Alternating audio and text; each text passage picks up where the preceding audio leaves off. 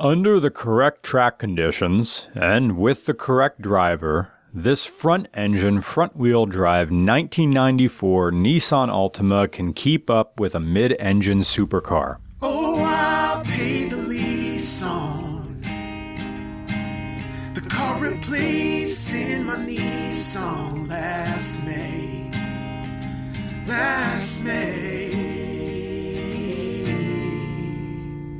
This is a 1994 Nissan Altima SE. It's from a time before Nissan gave the Altima the second-gen neon foie gras treatment.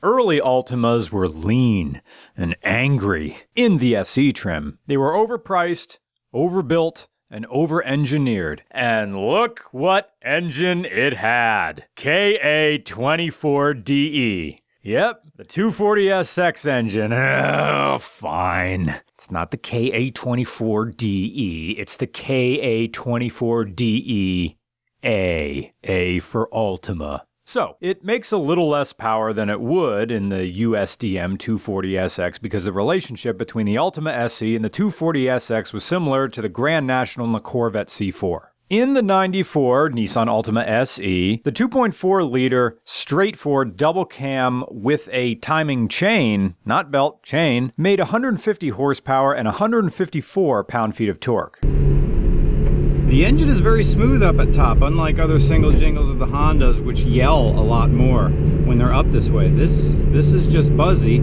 I feel a lot of vibration through the accelerator pedal. It's almost motorcycle-esque. It got 22 miles per gallon, 19 city, 26 highway.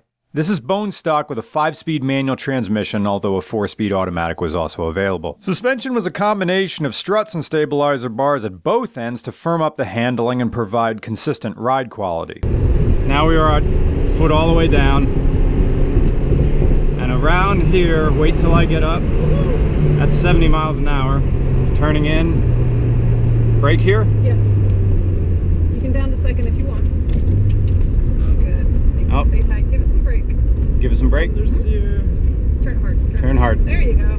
Now, the Altima as a product line was a spin-off of the Nissan Bluebird, which was Nissan's best-known sedan internationally, having been in production since 1957. Replacing the discontinued Nissan Stanza, the Altima first rolled off the assembly line in June 1992, making the birth of a car that would be manufactured exclusively in the United States. However, these were sold not just in North and South America, but also in Australia and the Middle East. Nissan, or Nissan, felt in some regards that they could ride the wave of Japanese imports into the 90s without having to rely on what had become an outdated model in the Nissan Stanza. But you don't go into the sales industry if you like to have control. It's mostly a guessing game, like when you're 10 and you think you're the stoplight whisperer, closing your eyes and pretending you're using the force to change the light. Sometimes you open your eyes and it's gone from red to green, but most of the time you're staring solid red straight in the face. At first, the car was planned to be called the Stanza Altima, to the point that those very first models that stormed the market in 1993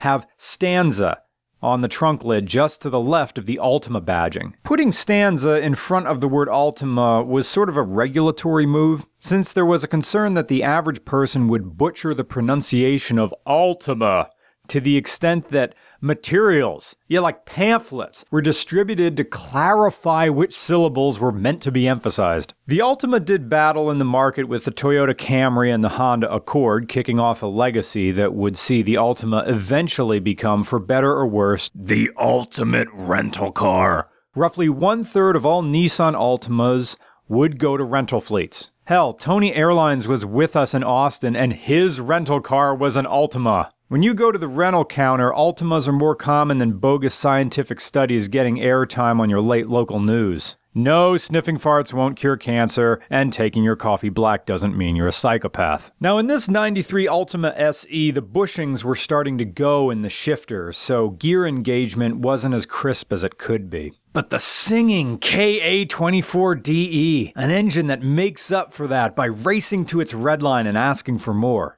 Steering and suspension was as good as a Civic Si from the same year. I'm serious, yes! The Altima SE model was that good.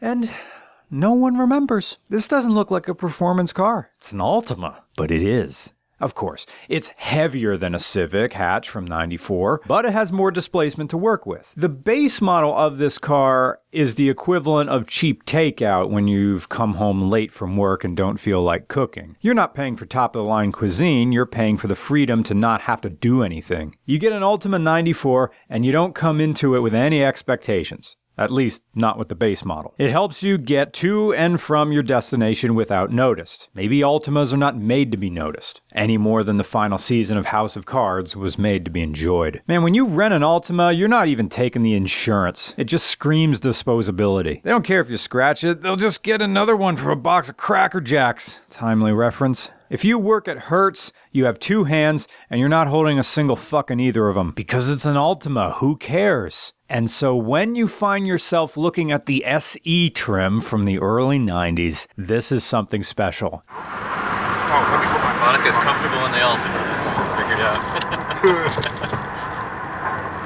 She's getting past the Ferrari. She's gonna chase the Ferrari. She's fighting every instinct not to. Watch this. This is cell phone footage while we were filming this car. As we were taking the Altima SE around Harris Hill Raceway, Monica Harrison is there driving the Altima. And she sees a Ferrari 488 out on the track, and being the hunter she is, Monica sees prey. Okay, this is a commentary thing going on. We are filming a Nissan Altima, but Monica, track instructor, race car driver, is tailing a Ferrari, what is that? 488. A Ferrari 488 with a customer car just going for a fun ride. And right now they're probably thinking they're having the time of their life, and behind them is a '94 Altima just on their ass. Well, not on their ass, but clearly not getting smaller in the rearview mirror. When we got off that track, Monica said, I would have had that Ferrari in 3 turns. And it proves a point of 2 things. Given front-wheel drive, a good engine, and most of all, a skilled driver, a cheap car can be just as fast as an expensive car. And it's also down to Harris Hill, because Harris Hill does not favor horsepower. Big horsepower cars aren't going to save you here. We wanted to just turn her loose, but we couldn't. That wouldn't be safe. The guy in the Ferrari is a customer. He just taken that car out from Longhorn Racing Academy. That would have been bad, but there was a possibility there. And I'm happy to have driven this Altima SE from 1994 because this gives me another answer to a question that I get often. I'm Mr. Regular, I'm in college or I'm in high school, and I need a fun car that I can drive every day. Usually my answer is Honda Civic EH2, but now I can confidently say Nissan Altima SE from the early 90s, because it was cast aside as a not quite Honda. And even at this top level trim, early Altimas didn't sell well, and it's almost surprising that it even stuck around long enough to be as ubiquitous as it has, because early origins didn't suggest longevity. What you had was a dated car that people weren't raving about, which means a lot of enthusiasts were missing out on a vehicle that, at its top trim, was capable of keeping up with supercars 20 years into the future. In a sense, it was car culture's best-kept secret. And now we're at a point where the Altima, in its 6th generation, will be among the first Nissan cars to offer semi-autonomous driving. Cars can evolve beyond their humble, dated beginnings and become things that, if not better, at least have more staying power than whatever came first. People love talking about growth, about progress and change. But much like those with problematic tweets, we saddle a car with the tag of being cheap and reliable and never consider that we might be missing out on something. Because the type of world we live in now doesn't seem interested in allowing the opportunity for change. Fun isn't taking a 24-year-old car around a racetrack. It's finding something to get recreationally angry about. People want to unearth past ugliness, set the downfall into motion, and make sure the target is buried deeper than the quotes of Bertrand Russell. We shouldn't excuse bad behavior, but in a broader sense, we have to at least give people the opportunity to show that they can learn and grow from their past mistakes, rather than placing them in a box their mistakes built them, and never allowing them the chance to carve a doorway out. And the same is true for cars. If we're going to condemn a car for being lame or ugly or dated, or even if we're going to glorify a car, sometimes we have to be willing to give it a second look, a fresh perspective. and a new pair of eyes sharpened by the passage of time. Because we're all just out here in our Price is Right lives, hoping that our Plinko chip will land somewhere valuable. These days my thoughts drift back to the old Altima that I'd have liked to hoon with you. And all the times I wish I had asked you to.